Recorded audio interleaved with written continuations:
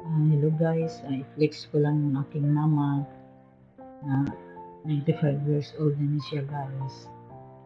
Galing kasi ito siya nagkasakit guys, kaya umuwi ako dito guys para ako mag-alaga sa kanya. Ako mismo mag-alaga guys. So katatapos lang niyang kumain guys. Tapos siyang kumain, sabi niya ano daw, tulog, higa na daw siya.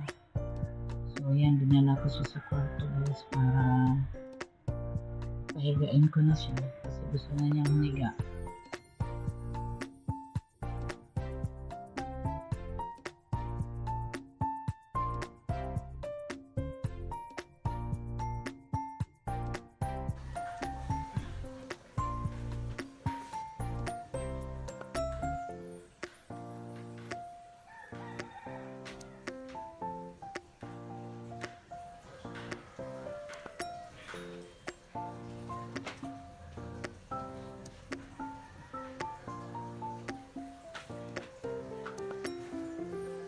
Sa lubot.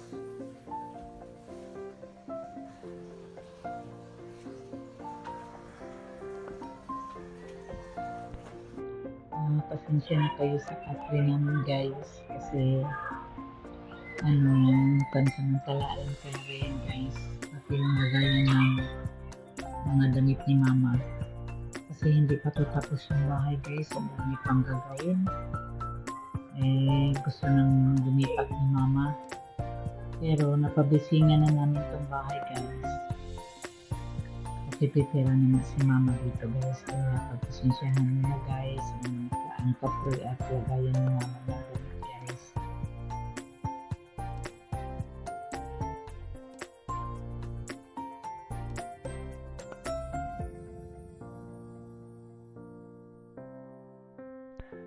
So, maraming salamat guys kung nakaabot ka man hanggang dito guys sa aking video.